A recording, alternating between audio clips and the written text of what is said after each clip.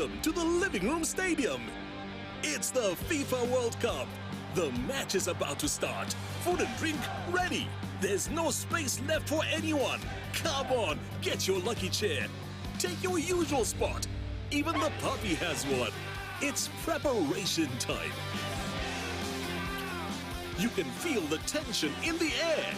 And do you have everything you need to believe?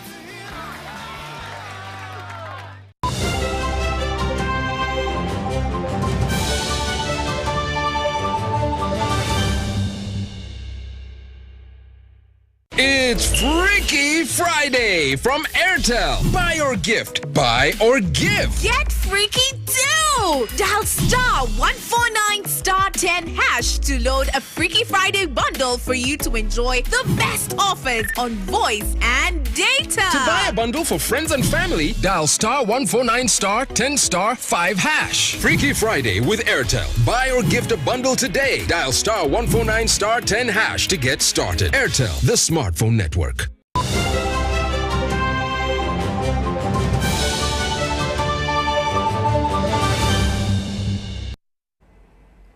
Hello, Uganda. Thank you so much for choosing the national broadcaster. Well, today we've all been excited when it comes to the World Cup. And of course, as a national broadcaster, we're here to serve you better. And thank you for choosing us this Friday, the 11th day of November 2022. And this is our 8 p.m. News Tonight edition. My name is Sandra Kahunde. And of course, to serve you better, Mohammed Mugalu is here to give you the sign language interpretation. Now, straight into our activities for the day. Health workers have tasked government to formulate interventions aimed at reducing the high maternal mortality rate in the country. Through the umbrella body, Association of Obstetricians and Gynecologists of Uganda, Professor Waiswa Peter from Makerere University School of Public says that the country still experiences maternal deaths that would otherwise be prevented.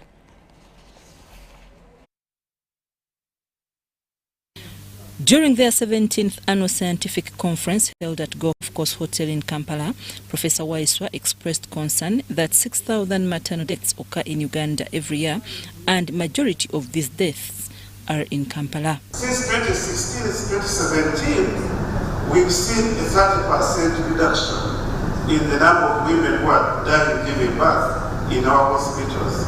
I think we should congratulate ourselves and congratulate the government. Professor Waiswa says that most causes of these maternal deaths can be handled by government because they are structural. The doctors are there, the nurses are there, the midwives are there, but they are waiting.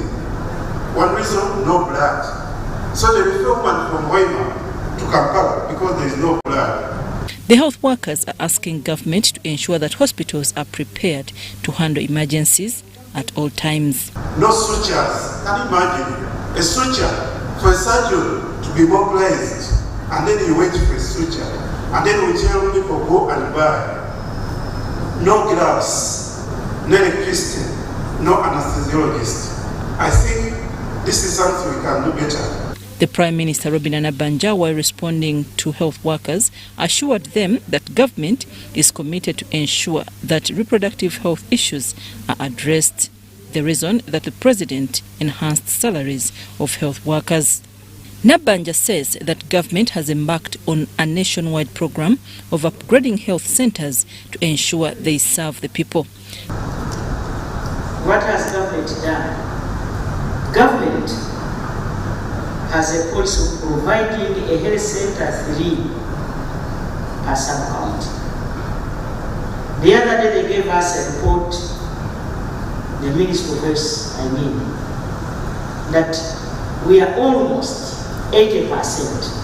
80% is a very good mark, according to me.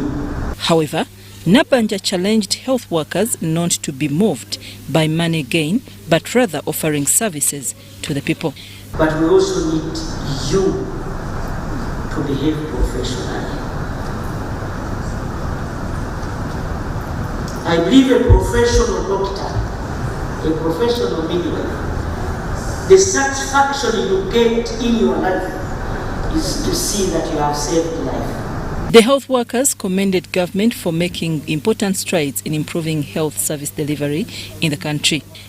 Allow me to thank the government of Uganda for enhancing the salaries of the scientists and health workers.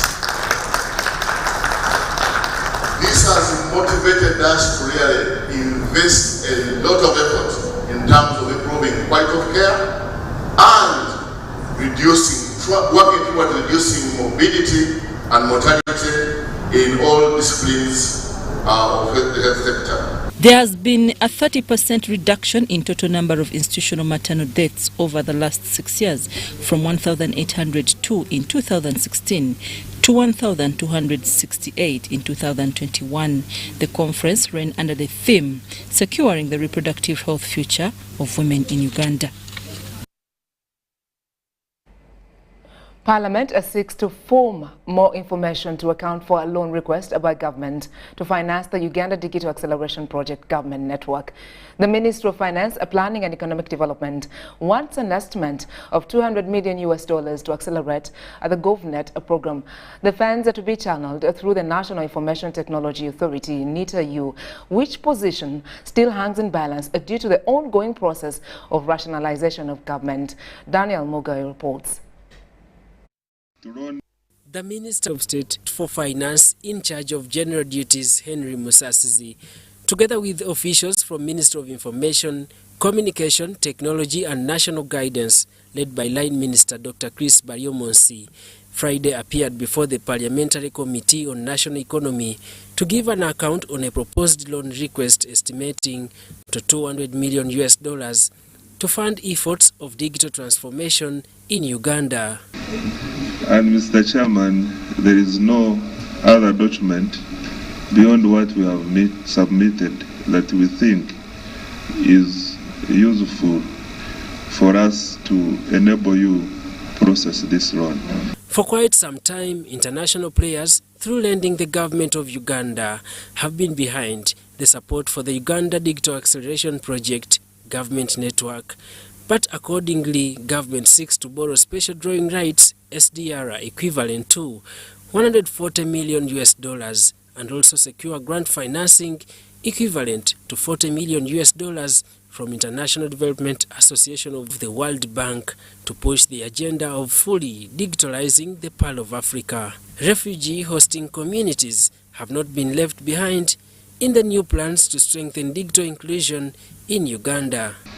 And this has been costed at $57 million. Component 4, project management, has been costed at $7 million, of which $4 million is IDA support and $3 million is from the window for refugee host communities. And we are now getting the loan for the 5th phase of the project. We have implemented the first, 4th, and out of that we have only covered about 1,300 entities. So we would want to know, in this loan, how many entities are we going to cover to connect them out of the 17,000 that are remaining? The loan request comes at a time when Uganda battles a whopping 80 trillion debt and inflation levels standing at 10%. MPs question the priority of the loan request in accordance to the status of the economy, which until recently operates under a deficient budget. The productive sectors of the economy need to be financed in order to generate wealth, which will eventually build the economy further and henceforth boost aggregate demand. All this.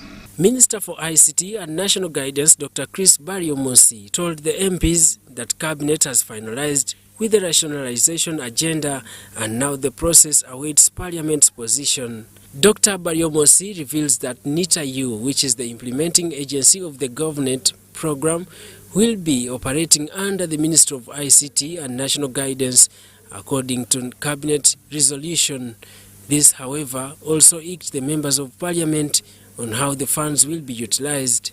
Number two, does World Bank know? Yes, I have had a meeting with the country manager of World Bank and also World Bank mission to notify them of this process within the government. So they are aware, and they have advised and we have agreed on how the process will be managed should the decision be taken finally that NITAU is getting back into the ministry. So those arrangements are there. The loan will not be suspended. There are mitigation measures and it will be seamlessly handled. We have had that discussion. We saw this happen with REA. As long as there was $400 million to be borrowed for rural electrification, REA was taken over by Ministry of Energy, and in the countryside we are stuck with the poles without nothing's being done. Now, the same thing. Daniel Mugoya, Gloria Gwitabinji, UBC News. Ministries of Health and Education have finished transport plans for safe return of pupils and students for third-term holidays. There are designated areas in Mubende and Kasanda where learners will converge for picking by buses arranged by government to places where they will be picked by their parents. Learners coming from other districts to Mubende and Kasanda will be dropped at Kololo airstrip and then transported to other designated areas where they will be picked by their parents. These are learners moving out of Mubende and Kasanda. The schools are required to drop them at the following pickup points: Nkoba Primary School, Kasanda Town; Kasenyi Secondary School, Mubende Municipality. From these pickup points, there will be buses provided by government and partners to pick them from these two pickup points and drop them to the following drop-off points for them to be picked by parents or proceed by public means. And the drop-off points will be Mitiana Town School in Mitiana Municipality, Buhinga Stadium, Fort Portal City, Hoima Boma Ground in Hoima City. I want to emphasize that all concerned schools should ensure that these learners are dropped to the designated locations mentioned above for easy pickup, and the pickup dates shall be as follows: 14th November 2022 for primary and O-level leavers, 25th November 2022 for learners in non-candidate classes, and 9th December 2022 for senior 6 leavers, polytechnic and technical schools. The district teams, especially head teachers, working closely with the partners providing the transport, should ensure that proper records of all learners are kept for further or future reference. So we expect the records to be kept in the schools so that we can easily follow up. I'm also directing the district task forces of Mubende, Kasanda to work closely with the school administration to ensure smooth implementation of these guidelines. In addition, parents of all affected learners are implored to plan accordingly and ensure that they collect their children on time. For any inquiries, parents are encouraged to contact the heads of the schools. It is also our hope that families will continue to protect the learners during this critical time of Ebola outbreak. Early closure of schools does not apply to candidate classes. All the candidate classes, the ones in P7, Senior 4, Senior 6, they continue following their program as per the schedule for examination. 2, the earlier closure of schools does not apply to post-secondary education, tertiary education, technical, vocational, and university. All these will continue with their schedules as per the academic program. We're only speaking about the pre-primary, primary, and secondary schools.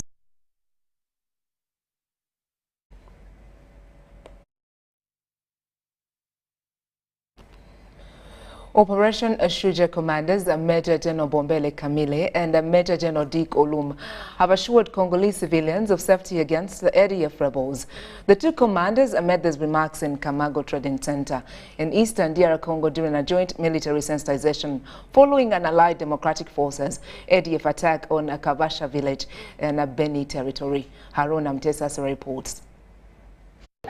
In the middle of the night in Kabasha town along Butembo Beni Road in Eastern Democratic Republic of Congo, gunshots were heard in the air and people screaming. Wednesday morning, ADF militants attacked the village of Kabasha, about 10 kilometers from the town of Beni in North Kivu province. 9 people were found dead and 12 other civilians are still missing. ADF rebels looted and burned a clinic along with several other shops and lit several vehicles on fire. Kabasha attack comes 20 days after Maboya, a center located 13 kilometers away from Kabasha town, was also attacked, leaving a Catholic nun and nuns dead. ADF rebels attack in search for food and medicines.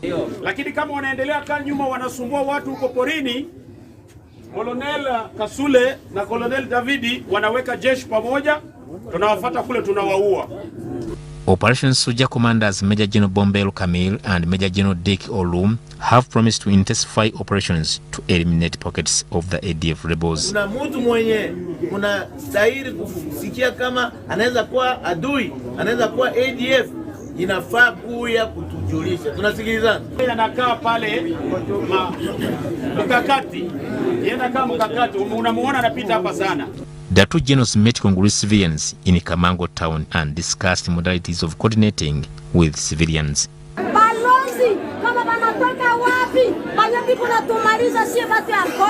Speaking at Kamango, Major General Dick Olum expressed gratitude for the warm welcome and urged the people of Congo to maintain their support to the joint forces through reporting the ADF rebels locations and disassociate from the anti-peace elements.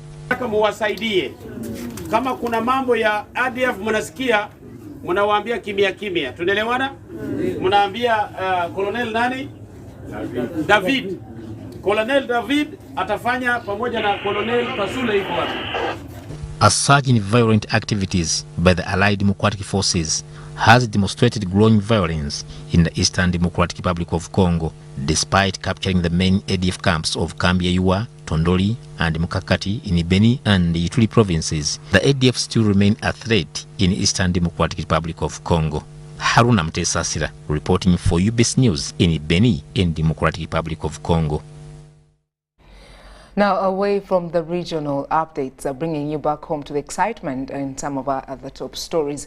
It is official, Uganda Broadcasting Corporation will broadcast live the FIFA World Cup tournament in Qatar. Together with its sister radio and TV stations, UBC bought of free-to-air rights for the nation. Details in this report. A few days to the official opening of the FIFA World Cup, Uganda Broadcasting Corporation is to relay live the World Cup tournament in Qatar. Unlike before, all its sister stations will take on the games to all the masses across the country. With a projection of over 5 billion people across the world to watch the games, Ugandans have a chance to watch the games exclusively free. While addressing the press at the media center in Kampala, the Minister of Information and National Guidance, Chris Balyomunsi, highlighted how government released up to 1.56 billion shillings for the games. And I want to congratulate UBC because you have secured the rights and you will be the one to air the live matches beginning November 20th. So the free-to-air rights, which we abbreviate as FTA, is free and exclusive to UBC. And the games, the World Cup games, will be airing on UBC and Star TV and all the 11 radio stations of UBC across the country. The 2022 FIFA World Cup, Qatar, was moved from the traditional World Cup finals of June calendar, as we all know, to November, December, due to Qatar's intense summer heat. On its mandate as the national broadcaster, UBC will not only offer chance for the audience to watch the games, but equally be part of the tournament through various activations. We want to assure Ugandans that we have the rights fully paid by government. The matches will be broadcast, and as you know, free to air, and as the national broadcaster, we are now in talks even with you, the private media, because we are going to involve, we want to rally everyone to look at this as a common good for Uganda. We are going to invite some of your sports journalists from the other media houses to join UBC team in the commentaries. It is important for every corporate, every organization, every advertiser to look out for that one single biggest human gathering together on television. If you can't have your products there, then there's a challenge. So our appeal, our message, our preaching to all the corporates, all organizations is one thing: be part of the 2022 FIFA World Cup Qatar. The minister further reiterated government's commitment towards the promotion of sports through the construction of sports facilities, as well as the talent identification strategy. The government of Uganda prioritizes sports, and we shall do everything possible to promote sports in this country. Yes, the interest is there, but the discussion is still going on. So maybe when they have matured, that's when we can officially announce the outcome. Yes, but we are desirous of not only hosting the African Cup of Nations, but even many other sporting events. Meanwhile, over a week away, all eyes are on the squads being selected by the 32 countries involved. Each nation must name a minimum of 23 players and a maximum of 26 in their squad, 3 of which must be goalkeepers. They have until Monday, November 14, to submit squads to FIFA. FIFA will then officially publish all squad lists on Tuesday. Many nations have already begun to name their squads, including Wales, England, France, Brazil, Germany and Spain, among other countries. Truly Ugandan, and of course, that is the national broadcaster, proud to serve you. Now, getting into other details of the day, the Inspector General of Police, Martin Ochola, has called for Police Savings Association Limited to sensitize members on how to convert savings into manageable projects that can easily be supervised. The IGP wants more innovative solutions to accommodate police officers at lower ranks that grapple with financial hardships. He was speaking at the Police Savings Association Annual General Meeting 2022. Ivan Kahwa reports. Police Savings Association Limited net value currently stands at 16 billion, up from 12.8 billion recorded in 2020. This increase has been registered under the leadership of Edward Ochom as chairperson. The association is geared at improving welfare and development of the members through savings.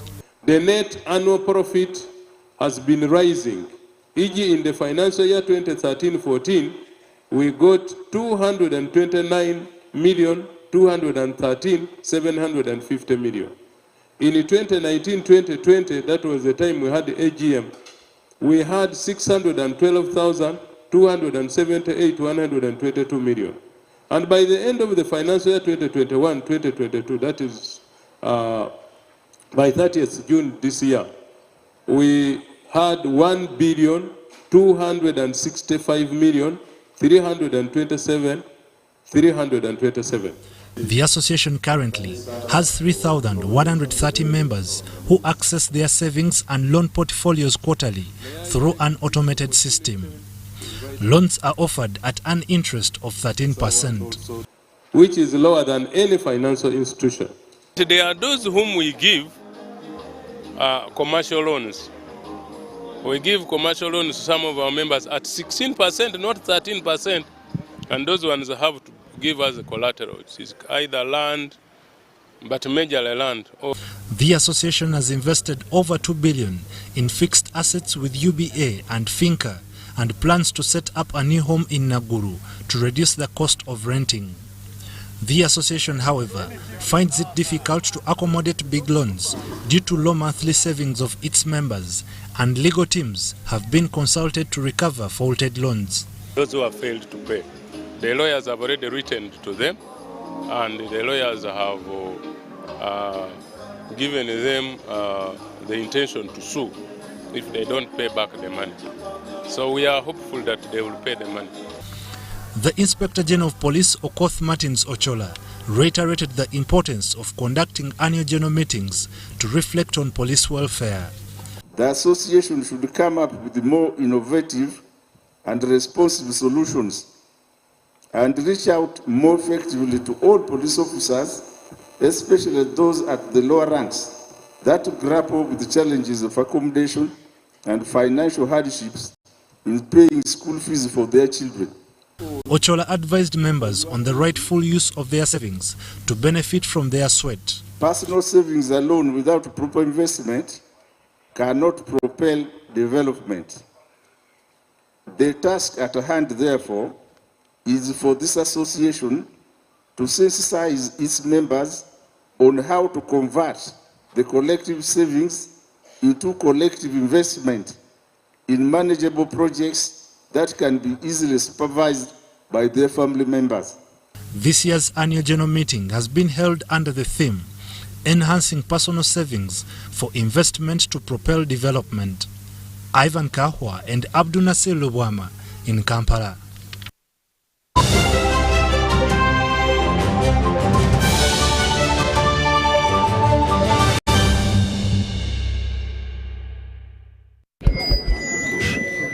So, I'm here to announce that the MTN Kampala Marathon is back.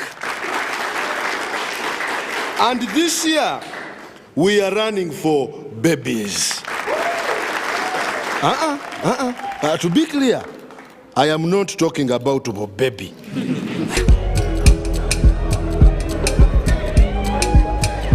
No. And neither am I talking about to be baby.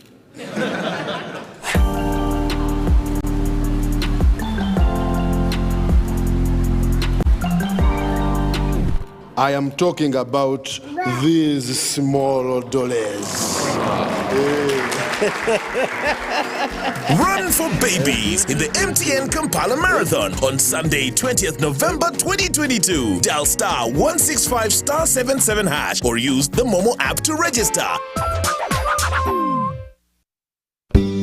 At Timex Nutrition Center, we advise you on the right foods to eat, exercise profile to adopt, and lifestyle strategies which are compatible to your blood group and genotype. This empowers your body to prevent and treat many diseases like diabetes, blood pressure, arthritis, ulcers, obesity, and many others. For more information, find us at our head office in Kampala on Nassa Road, Conrad Plaza, 2nd floor, or call 0758 819 952 or 0778 288 361. We also have other branches in Bara and Jinja. The Electricity Disputes Tribunal is a specialized quasi-judicial body established under Section 93 of the Electricity Act to handle all civil cause disputes relating, but not limited to, regulatory disputes, billing and licensing, tariffs, power generation, transmission and distribution issues, compensation resulting from activities in the electricity sector including civil wrongs and breaches of statutory and contractual duties and consumer-related complaints. The Electricity Disputes Tribunal is a special court and the first instance court that deals with electricity matters in the country. For more information, please contact the Electricity Disputes Tribunal at Amber House, Kampala Road, opposite Post Office, or call us on 041 232987. It's Freaky Friday from Airtel. Buy or gift. Buy or give. Get freaky too! Dial *149*10 *10# to load a Freaky Friday bundle for you to enjoy the best offers on voice and data. To buy a bundle for friends and family, dial *149*10*5#. Freaky Friday with Airtel. Buy or gift a bundle today. Dial *149*10# to get started. Airtel, the smartphone network. Welcome to Friends Stadium. Everybody's ready. Wait a second, not everybody. Come on, dude. It's the FIFA World Cup. You're going to lose your seat, the ritual seat, the lucky one. Losing more than a seat, your team is going to lose. Where are you, dude? The match is about to start. Your friends won't hold out much longer. Excuse me. Finally, everything is in the right place. Hey, other hand. And you, do you have everything you need to believe?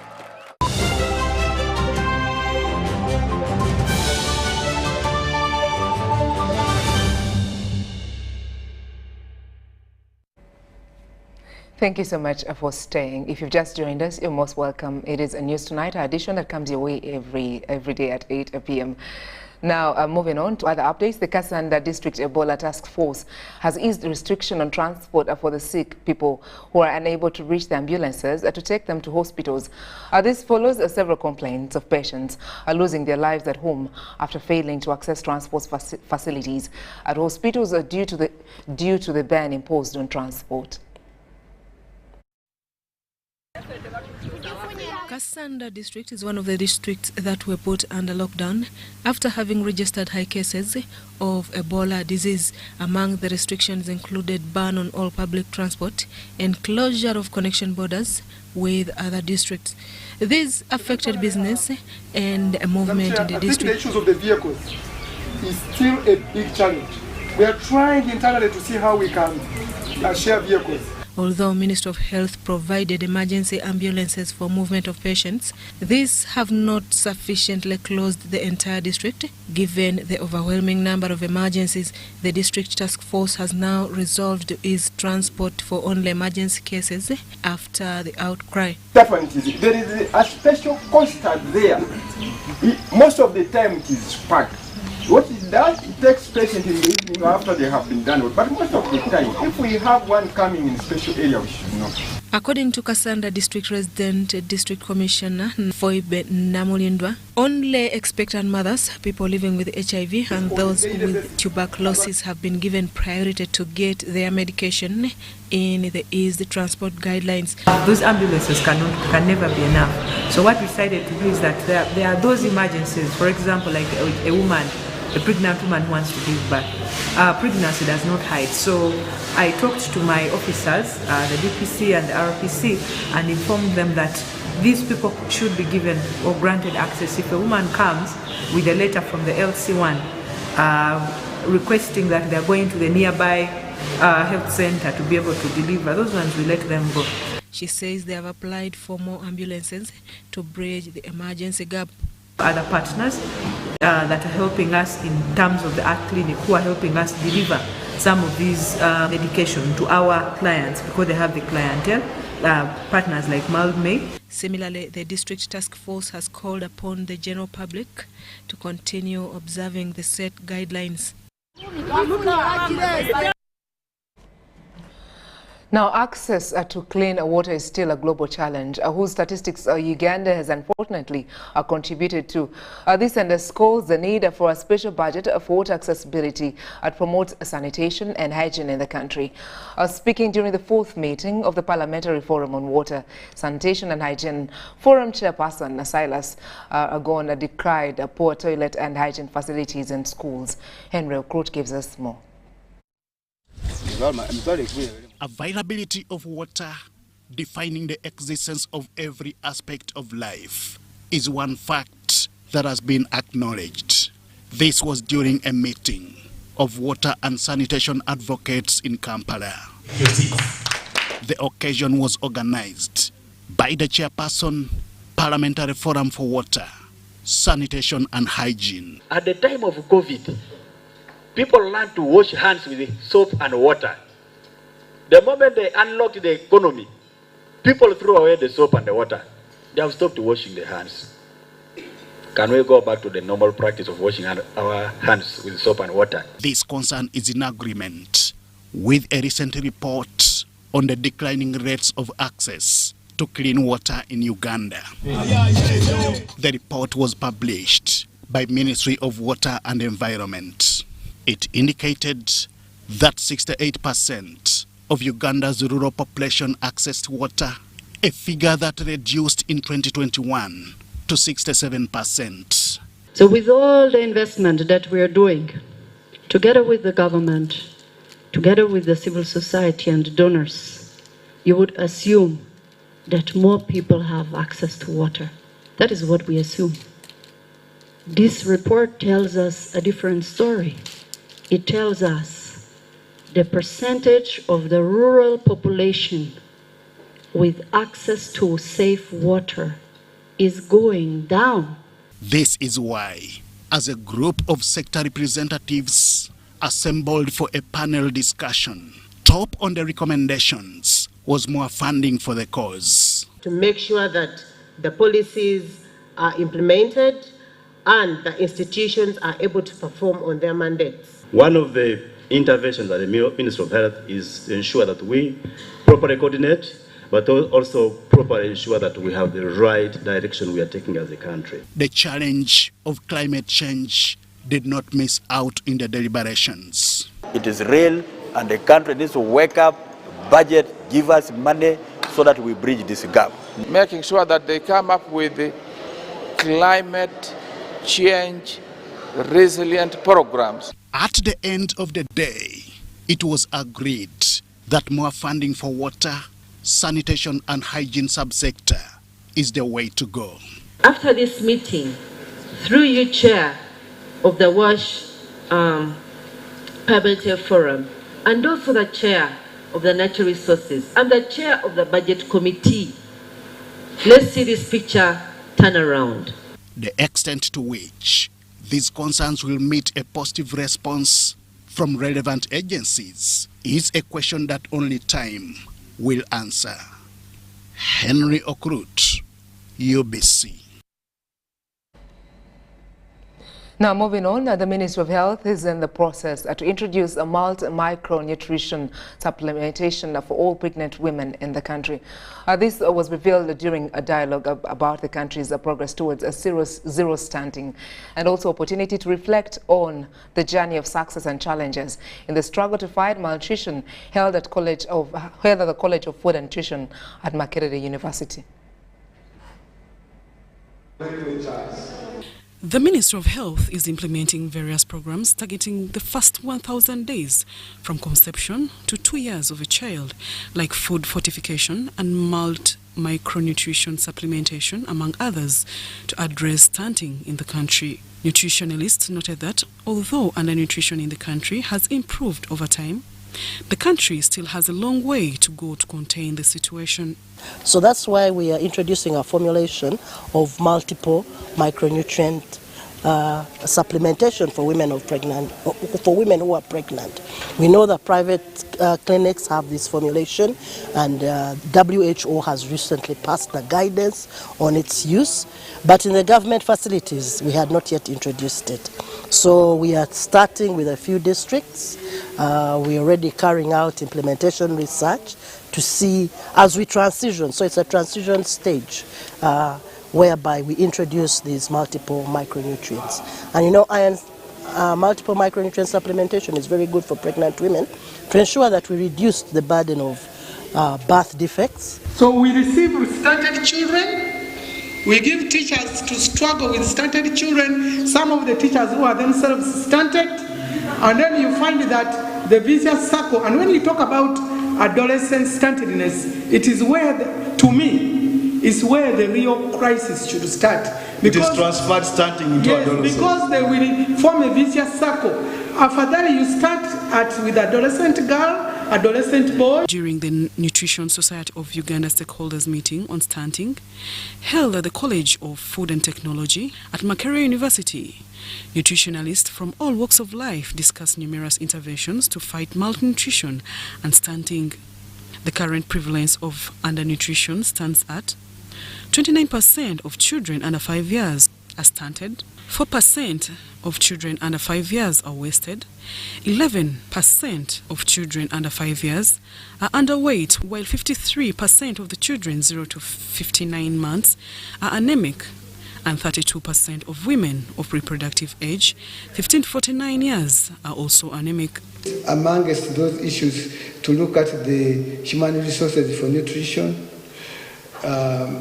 Recently, we were informed that there are no nutritionists around to propagate the information in government entities. So I do recall the Prime Minister was advising the Minister of Public Service to look into the human resources for nutrition. Helping communities or supporting communities end their own hunger.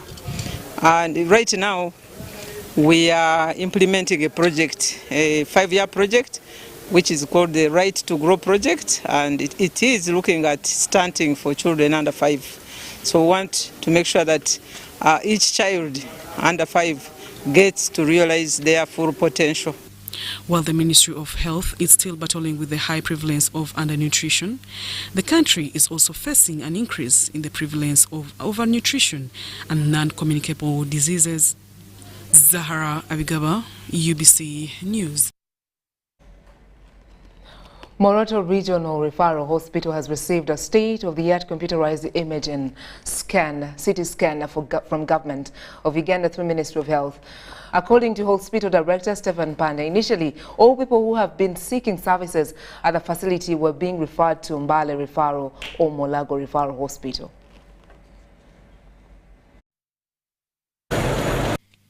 The tomography scan is used to produce detailed images of the inside body of a human being, including internal organs, blood vessels, and bones before diagnosis. For some years, Moroto Regional Referral Hospital had been referring patients with conditions that require such technology to other regional hospitals. The hospital director, Stephen Pande, says the hospital has been receiving a number of patients but could not perform such scans due to absence of the equipment. A week, I've been referring about 3-4 cases for CT scan. To Mbale, some going to Mulago. So now, if you can extrapolate it, that is like 12 to 15 cases per month. And that's quite a big number. And you know, as they move, the distance also affects the outcome of the sickness. With the acquisition of the state-of-art equipment from government, this is going to save patients of a burden of trekking to other regions and also reduce on other added health costs on the patients. So for it to count is really an important addition and it is going to support us in improving the quality of the services in this region. Nonetheless, the hospital has only one radiographer expert who is expected to manage this machine. Going to utilize is that we can use IT. We can do the imaging here, then refer the films to the experts in Kampala and elsewhere, so that they can give us interpretation and the reports from the city. Our staff is in studies, is completing next year, doing radiology. It's going to be utilizing that facility. Moroto Hospital is among the 14 regional referral hospitals to benefit from this government project. Meanwhile, they've launched a 50-bed capacity pediatric ward building at Moroto Regional Referral Hospital. The facility that has been under renovation cost over 200 million. They hand over the renovated pediatric ward, which has been supported with funding from UNICEF. Very good investment for us in Karamoja. It is going to support child health care services, and most importantly, I want part of this to be dedicated to neonatal health services, because you know, right now neonatal death is still standing out. It is still standing out as a cause of death among children under 5. Moroto Regional Referral Hospital serves people in the 9 districts of Karamoja and some parts of Kenya. Story compiled by Maureen Iga For UBC News. For Aguero, I would like to hand over this. Now, more from the local scene. NRM party members attached to MK Army Pressure Group have conducted elections to choose the body's national task force in a bid to mobilize for General Muhoozi Kainerugaba's presidential seat. The elections that were held at Uganda Museum grounds saw many candidates compete for national chairman, his deputy, regional coordinators, among other posts.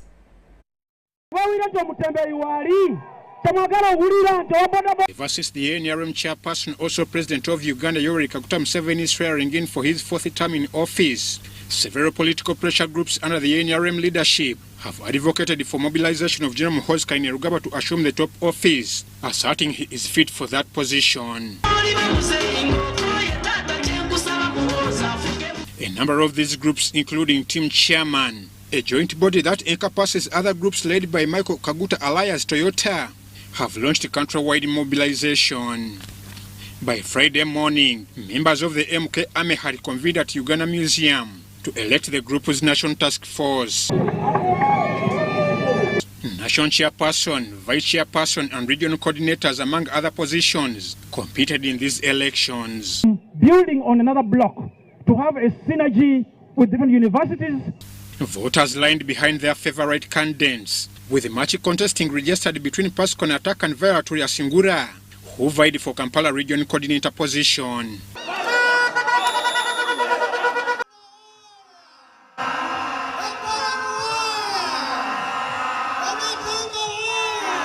Votes.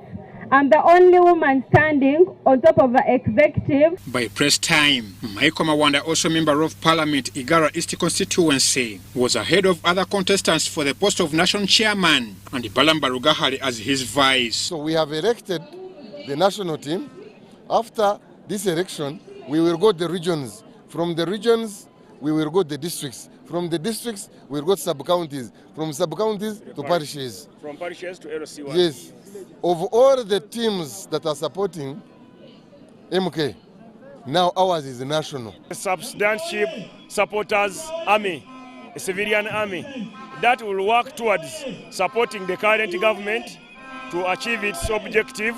We shall support, work hand in hand with the NRM government to achieve the objective. But at the same time, we are going to market our likely candidate, the candidate of our choice, and that is General Muhoozi Kainerugaba. Frankaga Shumba, who is in charge of media affairs, says they are to traverse the entire country preaching the Museveni now Muhoozi's next message till General Muhoozi attains the top office. Muhoozi's next message till General Muhoozi attains the top office. Our duty is very simple, to make sure that the ideals of General MK reach the smallest house in Uganda. Basically, the team we are seeing here in Kampala stretches from Kampala to the region, to the districts, and the smallest house in Uganda.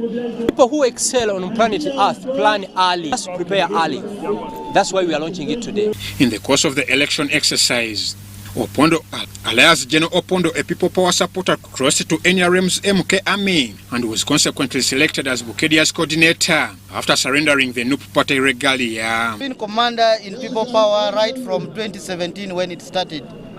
Then I left last year towards the end when I see we do not have anywhere we are going. Those voted into office promised to diligently serve the MK Army. You feel that 200,000 finish their degrees from different institutions around the country and they don't get a job. I have the solution.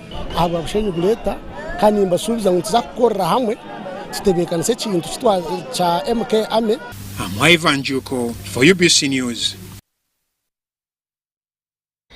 We'll do settle for a very short break. When I return, looking at business, we're here to find out as far as the investment portfolio in the energy sector expected to increase after these messages.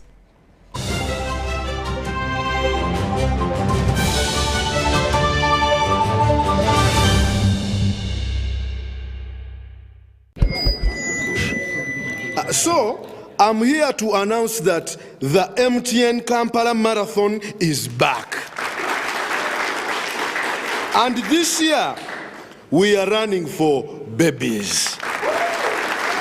To be clear, I am not talking about a baby.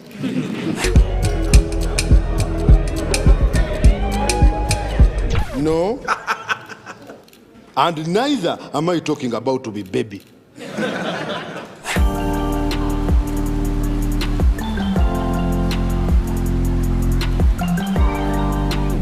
I am talking about these small dollars. Run for babies in the MTN Kampala Marathon on Sunday, 20th November 2022. Dial *165 *77 hash or use the Momo app to register. At Timex Nutrition Center, we advise you on the right foods to eat, exercise profile to adopt, and lifestyle strategies which are compatible to your blood group and genotype. This empowers your body to prevent and treat many diseases like diabetes, blood pressure, arthritis, ulcers, obesity, and many others. For more information, find us at our head office in Kampala on Nassa Road, Conrad Plaza, 2nd floor, or call 0758 819 952 or 0778 288 361. We also have other branches in Bara and Jinja. The Ministry of Health informs the public that there are confirmed cases of Ebola in Uganda. We, however, urge the public not to panic as the situation is being managed. The Ministry of Health further reminds the public to be on the lookout for any persons who may show signs and symptoms of Ebola. These include high body temperature, abdominal pains, diarrhea, vomiting, bleeding from the body openings such as the nose, eyes, and mouth. Please inform the nearest health worker immediately if you see anyone with these signs and symptoms. To prevent Ebola from spreading further, please take the following preventive measures: regular washing of hands with water and soap, avoid handshaking and hugging, avoiding any contact with any suspected Ebola patients. Any person who dies suddenly should not be buried but reported to the nearest health worker or LC1 immediately. For further information, please call the Ministry of Health toll-free number on 0800 100-066 or send a free SMS to your report on 8500. This message is from the Ministry of Health with support from UNICEF and World Health Organization. It's Freaky Friday from Airtel. Buy or gift. Buy or give. Get freaky too! Dial *149*10 hash to load a Freaky Friday bundle for you to enjoy the best offers on voice and data. To buy a bundle for friends and family, dial *149*10*5 hash. Freaky Friday with Airtel. Buy or gift a bundle today. Dial *149*10 hash to get started. Airtel, the smartphone network.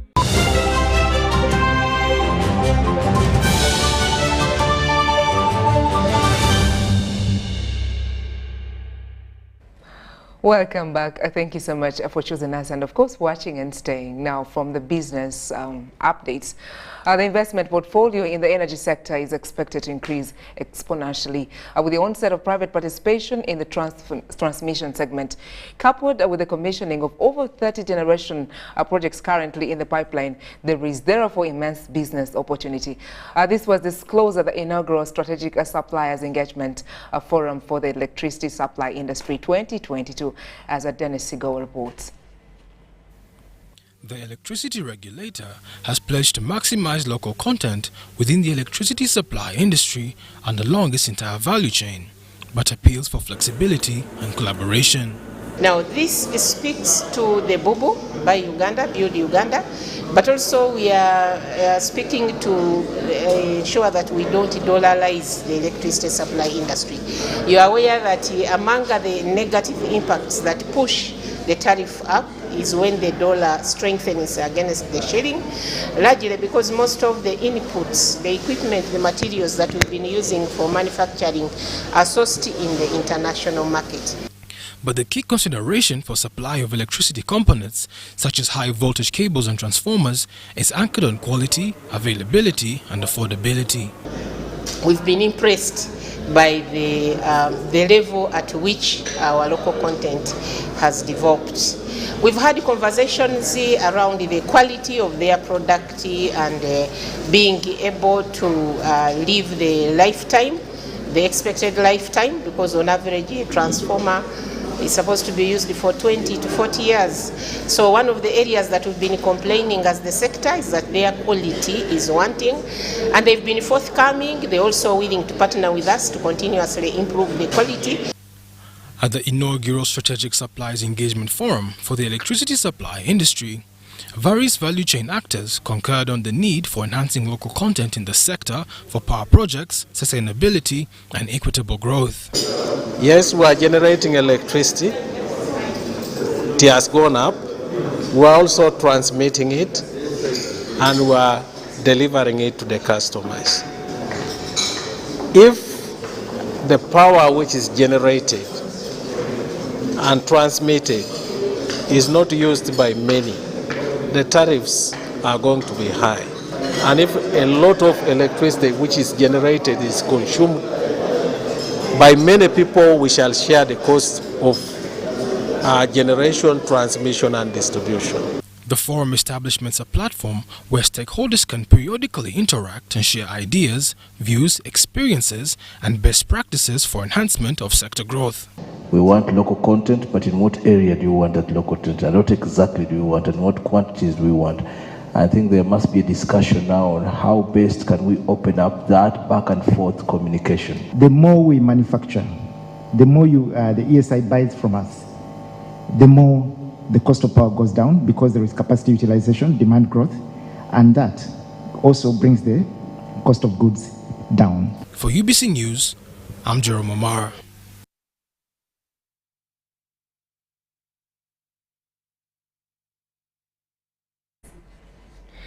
Well, for this particular 8 p.m. News Tonight edition, that's all we had time for. And of course, we're bringing you more news updates. That is at the hour of 10 p.m. So do make sure to join us. And I'll be here with Muhammad Mugalu to serve you and bring you those particular updates. My name is Sandra Kahunde. And of course, from the entire team, I wish you a beautiful night as you continue viewing and watching interesting programs coming your way. But for now, I'll leave you with the weather updates, and Daphne and Samba is on standby to give you those updates. Pleasure having you for this weather update. I'm Daphne Samba from Ugandan National Meteorological Authority. Most parts of the country today had cloudy conditions in the morning and also in the afternoon, especially areas around Lake Victoria and some few areas western part of the country that had thunder showers. This is because the rain belt is over us. That's why we are having those cloudy conditions, but it is especially in the western sector of Ugandan areas around Lake Victoria and Lake Choga because of the local effect to the surrounding. Tomorrow we're expecting to start the day with showers around Lake Victoria, western part of the country, but other parts of Uganda we're expecting sunny intervals. Later in the afternoon we're still expecting sunny intervals, central north and northeastern part of the country. Northwest we're expecting showers. Other parts of the country we're expecting cloudy conditions with showers. Temperatures expected to rise to 29 degrees Celsius, that is in the central north and northeastern part of the country. Western Uganda we're expecting 27 degrees Celsius, and also around Lake Victoria, apart from eastern, we are expecting 28 degrees Celsius. In Kabale, we are expecting 23 degrees Celsius. Going to Doha, London, we're expecting sunny conditions. Washington, D.C., we're expecting sunny intervals. Dubai and Beijing, we're expecting cloudy conditions with temperatures rising to 24 degrees Celsius. For more information about weather, if you really want to get our information, you can dial *201# on Airtel and you will be able to get the weather for your area. Thank you for joining UBC. Have a blessed evening.